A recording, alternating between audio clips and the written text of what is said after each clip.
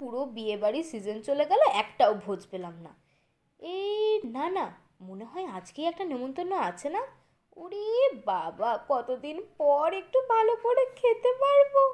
দেখি ঘড়ির দিকে, ওরে বাবা অনেক দেরি হয়ে গেছে, দাঁড়াও দাঁড়াও, আগে তাড়াতাড়ি রেডিটা হয়ে নে। ও কি সাজটাই না সেজেছি! শীতকাল হলেও আজ পর্যন্ত কেউ মেয়েদেরকে সোয়েটার পরাতে পেরেছে নাকি? কেমন লাগছে নিচে কমেন্ট করে জানিও। এই দেখো, আসো আসো, চলে এসেছি। ওরে বাবা, রয়্যাল গ্রুপ অফ ইভেন্টের আবার কাজ, মানে খাওয়া দাওয়া নিয়ে নো টেনশন। চলো চলো, তাড়াতাড়ি করে যাই, দেখি চারপাশটা কেমন লাগছে।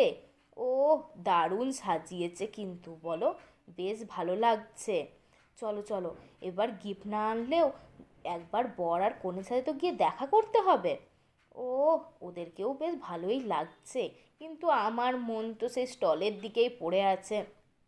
ছাড় বাবা, এবারে আর পারছি না, তাড়াতাড়ি যাই আমি ওইদিকে। আমার খাবারের জন্য পেটে চুচু করছে। কফি রয়েছে, ধুর এটা খাবো না আমি, এটা ভালো লাগে না আমার। এই যে এইখানে রয়েছে ভেজ পকোড়া, আর এইটা কি, দই ফুচকা, জল ফুচকা। চলো চলো তাড়াতাড়ি খাই। ভেজ পকোড়াটা নিয়েই নিয়েছে।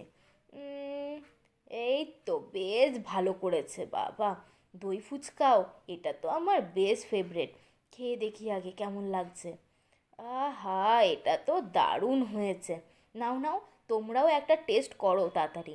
আমি জল ফুচকা খাই, বেশ ভালোই লেগেছে এটাও। এরপরে মেন খাওয়া দাওয়াগুলো অন্য শর্টসে আসছে।